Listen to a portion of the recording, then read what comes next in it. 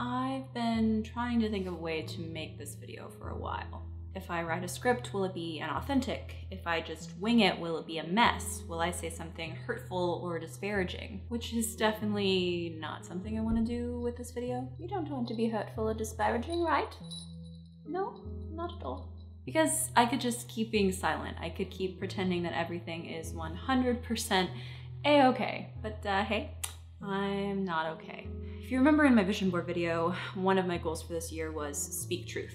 And so this is a lot of what that was supposed to represent for me. So Parker and I broke up on October 19th. That's like 7 months ago, Kaitlyn. Why are you not okay now? It seems like you're okay on social media. So I have a hard time talking honestly about things that are bothering me, that are hurting me. I'm an INFJ, I'm a mediator and a healer. I'm a listen to everyone else's problems and try to help them person.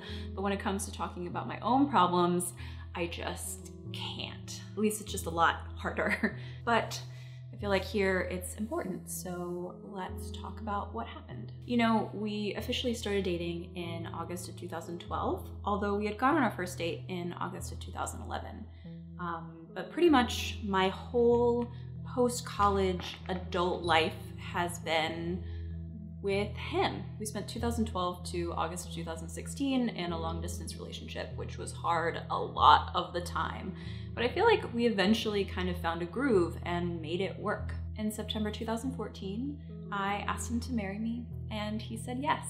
But we didn't tell anyone because there was a lot of, we need to get to a better place first. Financially, geographically, because we had jobs and lives 2 hours apart. There was a lot of, he felt like he needed to do certain things to be worthy of me, like finishing college, getting a full-time job, being more financially stable. And I was okay with waiting. I've always been an extreme encourager and advocate for him, and I wanted to help him figure out what he wanted in life. And if that meant that we got married later, sure. And him saying yes to me, I was like, this is my life partner. This is the person that I'm going to spend the rest of my life with.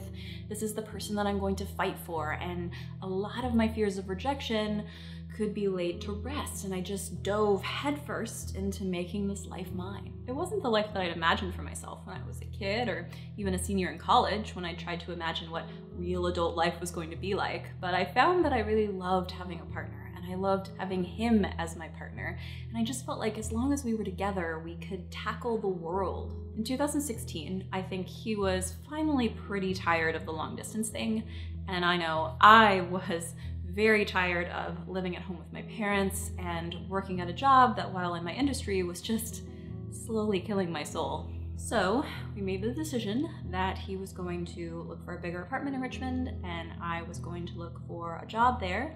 And by September, I was going to move, job or no job, which if you know me, I don't do anything or go anywhere without some kind of plan. So it was going to be a huge leap of faith. And then in what just seemed like a total act of God, I got a job interview for the job that I have now and was offered the job. And actually the start date was for the Monday after our lease started. And so suddenly I was in Richmond and we were together and just everything had come together. All of our dreams had been made reality in a matter of a few short months. And as unlucky as we have been throughout our relationship, that just seemed mind-blowing. Now, it should be noted that very few people knew that we were living together.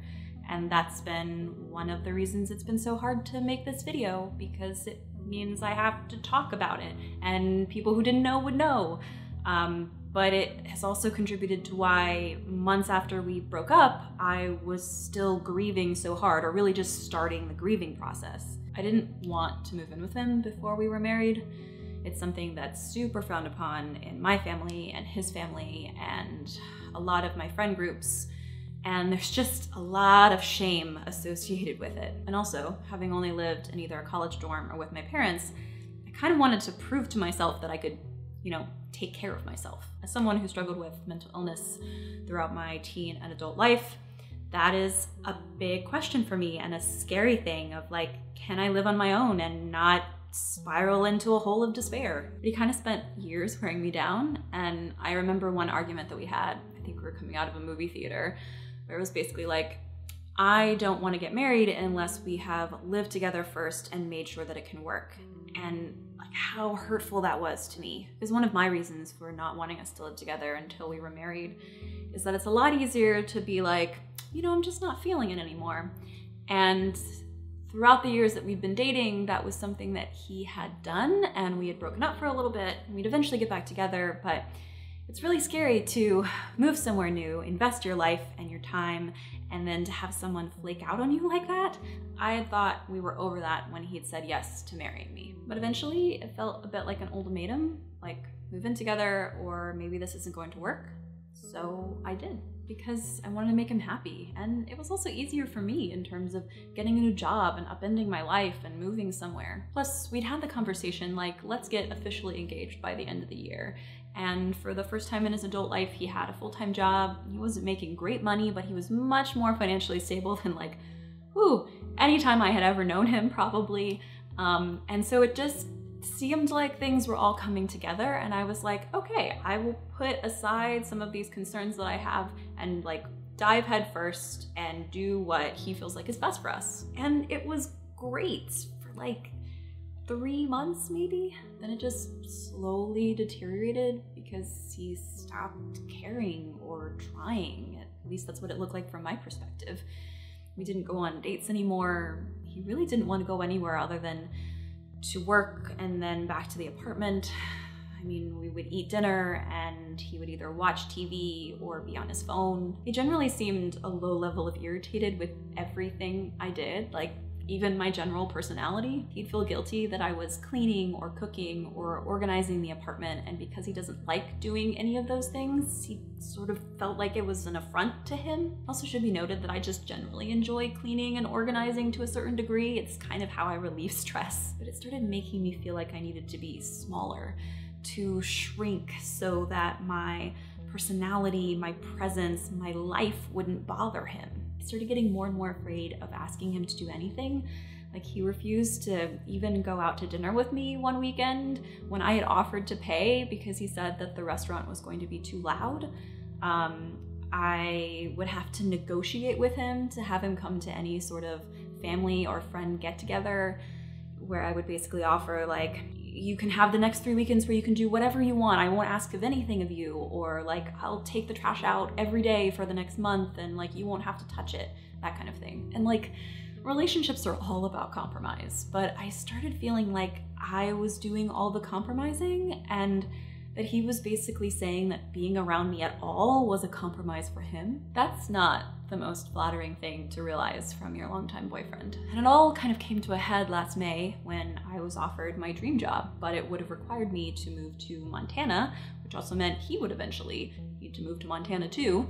And I just was really struggling because I didn't know if I was ready to move so far away from my family yet, and really wanting his opinion on what we were doing because this really affected both of us. And he was super resistant to giving me any kind of opinion at first, which I thought, oh, he's just trying to be like kind and let me figure this out on my own because it really should be my decision. He doesn't want to influence me, which was great. But I did eventually get him to talk to me, and I learned 2 things that I wasn't expecting. That one, he didn't think that he could commit to marrying me anymore, and 2, that he missed living alone. And I don't know why I didn't break up with him then, but for some reason, I just doubled down and was like, I can fix this. I can be whatever he needs me to be, and he'll come around. And honestly,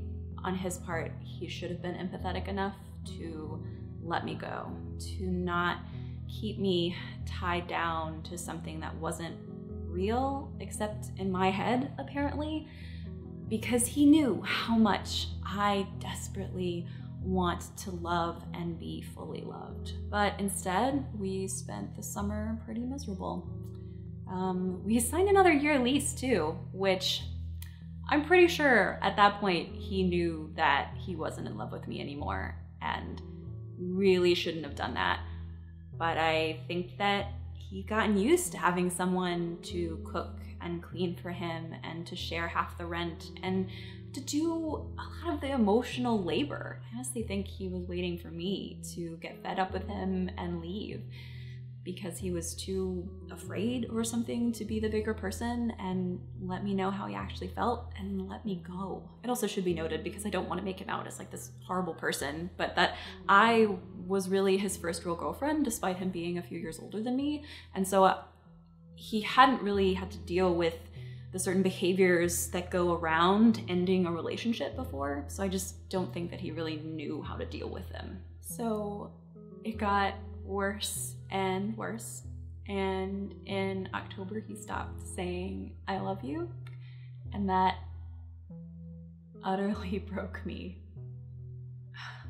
But after some really hard but helpful conversations with family and friends, I finally put some of my anxiety aside and asked him to sit down and talk with me, and told him that we had to break up. And like everything else for the past year, he was so apathetic about it. Like, it wasn't a big deal. And then I was just numb for a while. We were still living together, and I was desperately trying to figure out a way to get out of there, but also, you know, kind of wondering like, maybe I can just stay until the lease is out and we'll avoid a lot of the stress. I can just save money. It was a mess.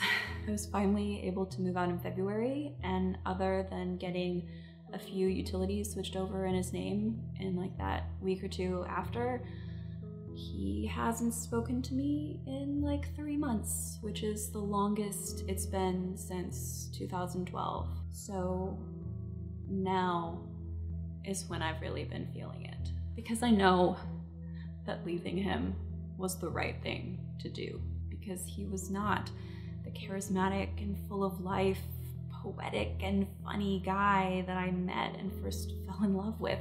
And I know that people change. I was with him through so many of his changes and my changes, but he had just become so cynical, so apathetic, and he stopped loving me, which made me question myself so much, because it had to be my fault that he didn't love me anymore, because I wasn't pretty enough or thin enough or young enough anymore for him, that I wasn't this unicorn that he had imagined when he saw me day in and day out without makeup, or when I was sick, or when all of my weird and unrealized neurotic habits came out. I so desperately want to be loved. It is a problem that I have. My therapist and I are working on it, but it is a long, long journey. So him stopping loving me, it never occurred to me that it could be his problem, that I did everything I could. But I can only change myself so much for another person before I lose myself. I don't know what magical girl he wanted, but I couldn't be her. I am human and imperfect, and I really, really hope that one day someone will love me for all of those imperfections and want to spend their life with me. But I have to stop trying to be someone else so that someone will love me. And honestly, I do it for friends and family and just everybody, not just for a relationship. It's a problem I have, and I have to stop because it makes me really, really unhappy. So I've told you this long and slightly rambling story, not to be all, here's the drama, yo, but because I've certainly learned from it, and I feel like other people could learn from it. But it's basically what this channel is, right? Giving advice and hoping that others can learn from my mistakes. In this case, it's don't sacrifice who you are for others. Listen to people when they tell you who they are, and leave. Leave sooner rather than later if something doesn't feel right. No one and nothing is worth wasting your time and youth and happiness. Anyway, I'm slowly working on it, and part of working on it for me is talking about it, making a video about it. I'm sure my mother will be appalled at me making a public video about these shameful things. But guys, I gotta take back my life. I gotta get rid of the shame. And for me, part of that is making videos about it, talking to you guys about it, documenting it as part of my YouTube channel and my online journey, being honest and authentic about my life, even when it is not pretty or perfect, like so many people you see on social media. I love you guys. Thank you for watching and being supportive internet acquaintances. I hope you have never gone through anything like this, but because life is life, you probably have. And if you feel compelled to share your own story in the comments, feel free to do that. Ugh. I know there's no way this video made you smile, but if you haven't already, remember to subscribe. Remember to hit the notification bell so that you know when I post new videos, which will, I give you like a 95% guarantee that they will be happier than this one. And I'll see you guys next Thursday. Bye.